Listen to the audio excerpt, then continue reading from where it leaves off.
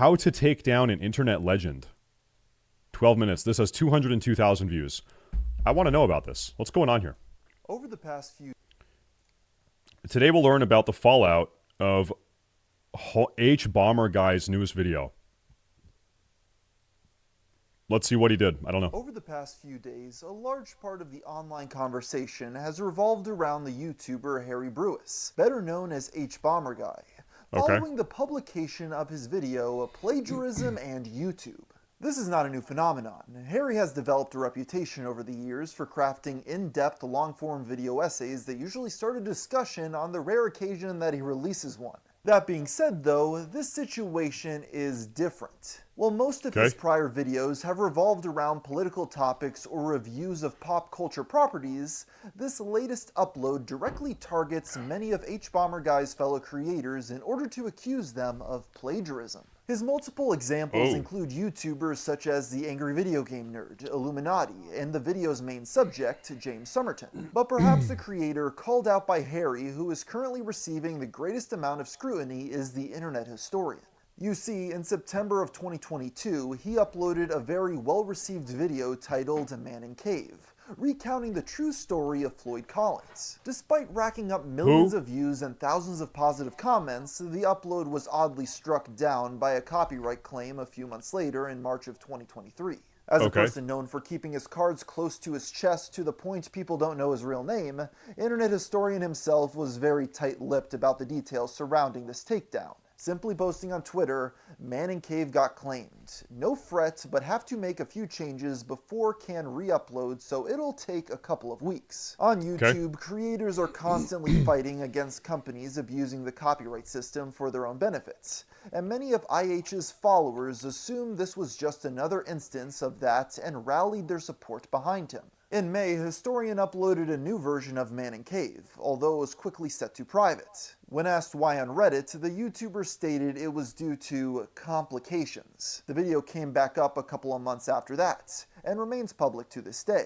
However, viewers who have seen the original upload noticed many differences in the narration of this new version, and they began to wonder why he had decided to change the content so drastically. Enter Why did he do it? Guy, who dedicated roughly 20 minutes of his video to answering that question. He decided to do some digging into the original claimant, Minute Media, to find out what exactly was the copyrighted content they believed Internet Historian had stolen from them. This led him to an article on the Minute Media-owned website Mental Floss, written by Lucas Riley.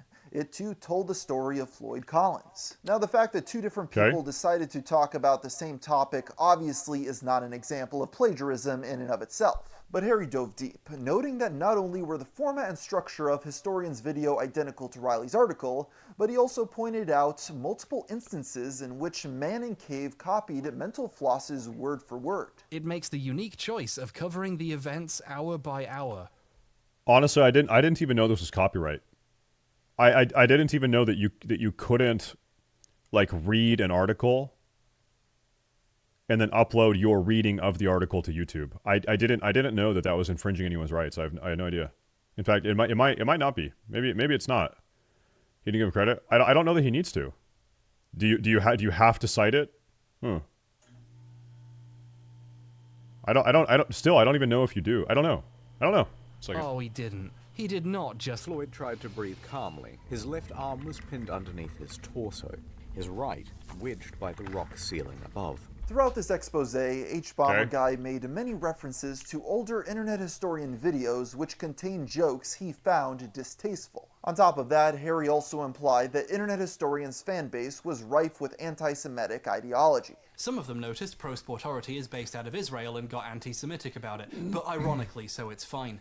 What an interesting audience he's built. This criticism, combined with Internet Historian's already very...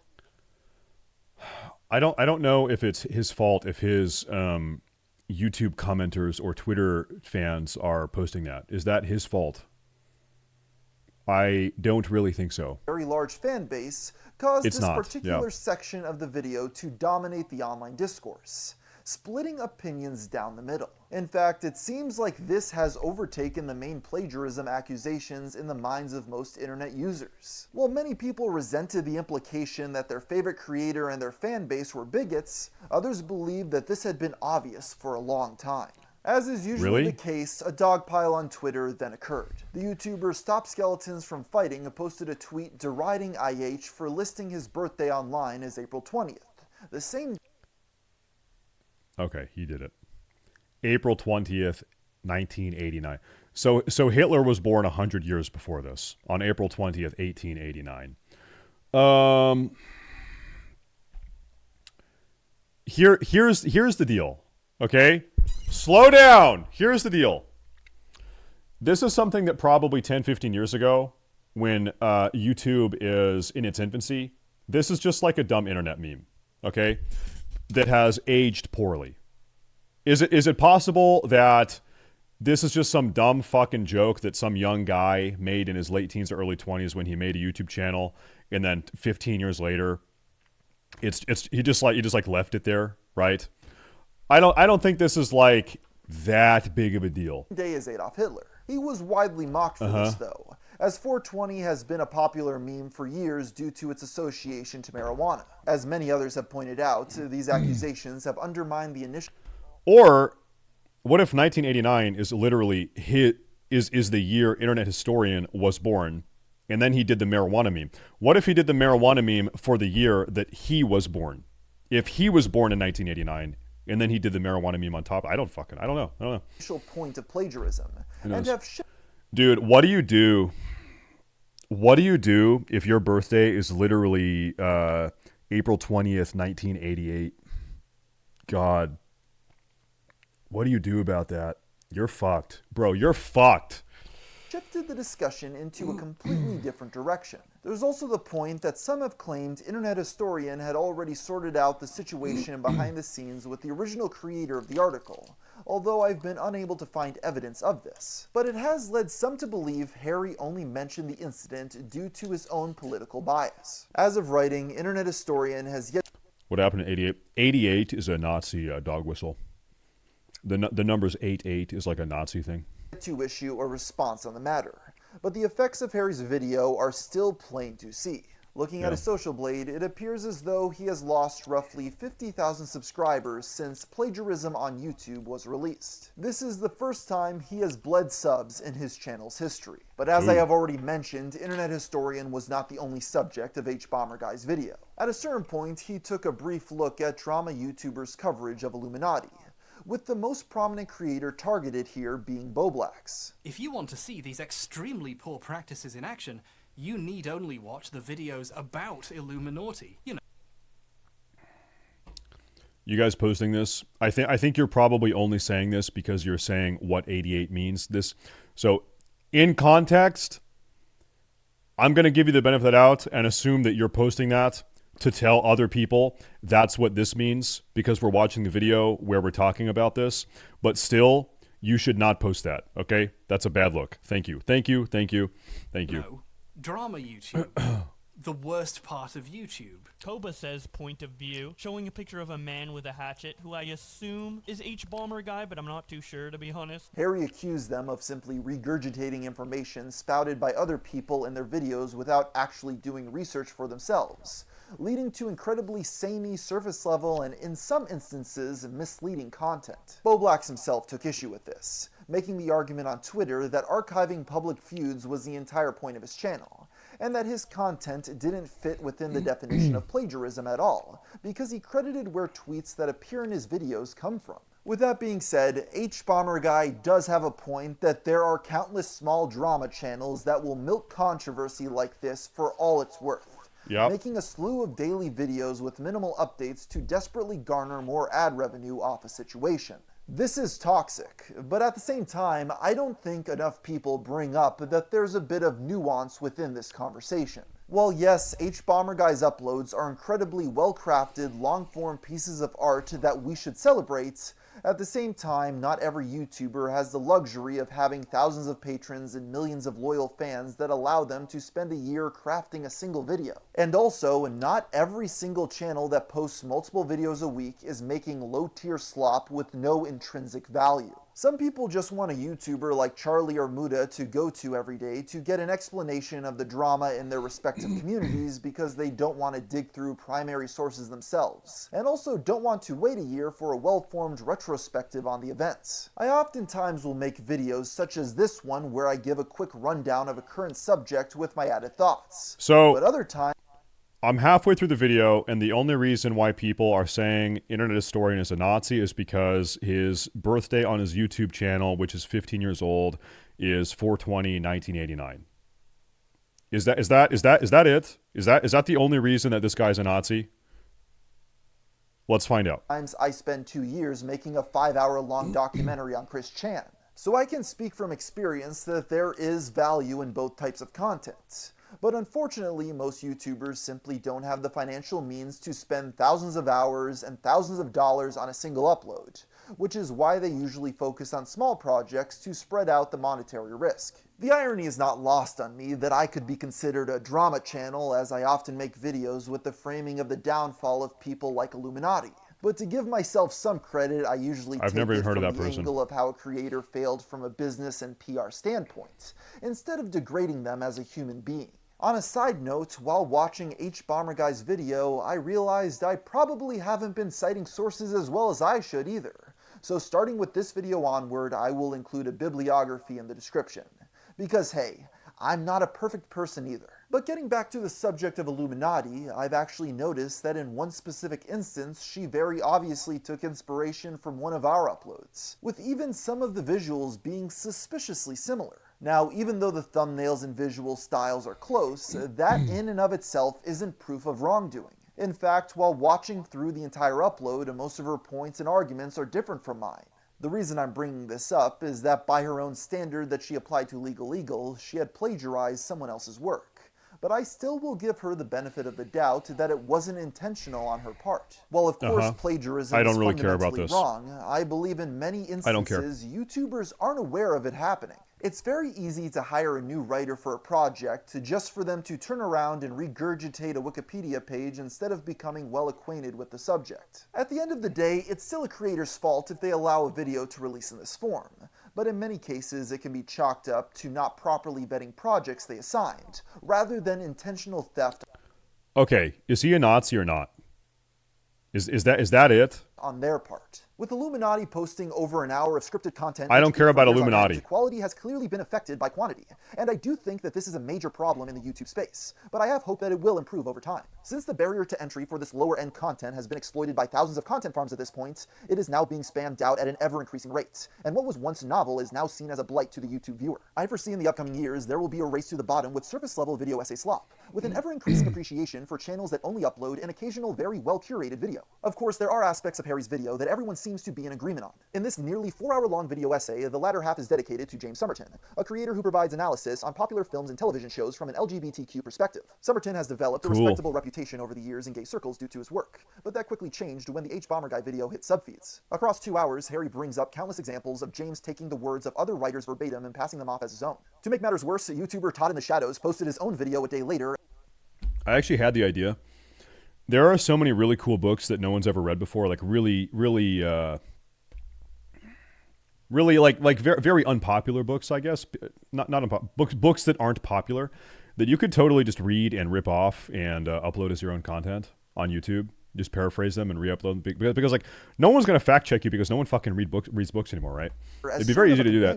While if you want to sit down and read. Primarily on Somerton stealing the work of others, Todd pointed out several more instances of him misconstruing facts and stating falsehoods. In just a matter of a couple of days, this once respected member of the LGBTQ community had become a laughingstock. James quickly went into damage control mode, deactivating his Twitter account and posting a message to his Patreon feed, apologizing and promising to make a more detailed statement in the near future. This was before he deactivated his Patreon page as well. A look at his social blade reveals another.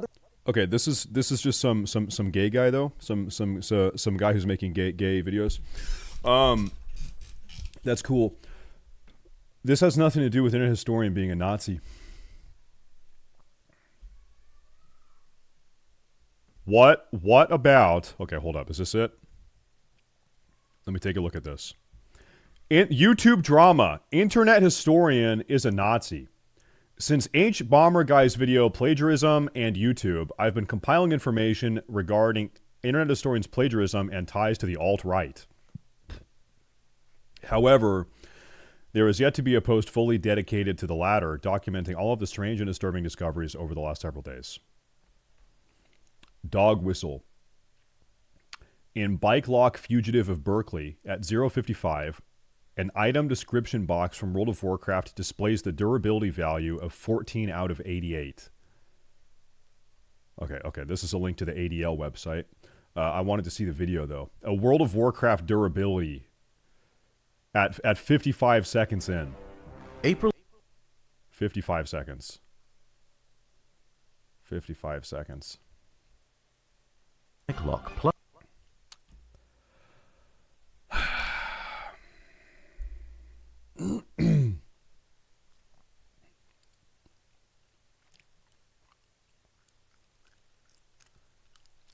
Okay, so this is okay. I'm curious. Is this like an image that he found somewhere else? Hold up. I'm gonna Google U-Lock of the anarchist tough guy. No, I think he probably came up with this. And this was uploaded 6 years ago. 6 years ago. We got him. So, by the way, I do think he did this intentionally. I think he probably knew what this was and put this here intentionally. I think that he probably made the image because I can't find it anywhere else. Do you think he's doing that because he's a Nazi and he's dog whistling his other Nazi viewers, or because he thought that this would be a relevant joke considering we're talking about Antifa riots? I think he just thought it would be funny. I don't think it's because he's a Nazi. Internet historian's birthday dog whistle. In an interview with Sumito Media, Internet historian confirms that when approached by the website Famous Birthdays, he submitted a fake birthday, April 20th, 1989. This is the 100th anniversary of Adolf Hitler's birthday on April 20th, 1989. 1889. True. At 5:43, Sumito asks if he's referring to 420, to which IH confirms at 6:35, yeah, 1989. I don't know. I can't remember, but there was some joke with 1989. I just can't remember what it is. A few comments speculate that IH is pretending he doesn't know Hitler's birthday, to one of which Sumito replies, oh, he knows. Okay. Collaborations with Jonathan Jafari, a.k.a. JonTron. Okay, so he collaborated with JonTron, who is also... The internet has decided that he's a Nazi also, even though he's an Iranian guy. Culture and Future, IH follows JT on Twitter. Who's JT? Oh, JonTron. Okay, so he follows JonTron on Twitter. He does Tucker Carlson watch parties, I guess, which also makes him a Nazi. He follows Gavin McInnes on Twitter, which... makes him a Nazi. He follows Chaya Rachik, a.k.a. Libs of TikTok on Twitter, which also makes him a Nazi. Okay, so this is this is the most compelling evidence. That 6 years ago, he made a 1488 joke. He listed his YouTube birthday as April 20th, 1989. And he follows JonTron, he watches Tucker Carlson, and he follows Tucker Carlson and Libs of TikTok on Twitter. Given his name is Internet Historian, and he makes culturally relevant internet topical pieces on YouTube, I think it is fair for him to be following JonTron, keeping up with Tucker Carlson, and Gavin and Libs of TikTok, considering all of these are very big internet phenomenons. All of these they have quite a large internet presence. I don't think that's particularly shocking or surprising. I think the only thing here that carries like any amount of weight is the 1488 thing, which is, I think, probably just a bad joke, just a dumb joke. I don't think the YouTube birthday is really that compelling. But yeah, I think this is probably just a dumb joke. Okay, crazy. That's crazy.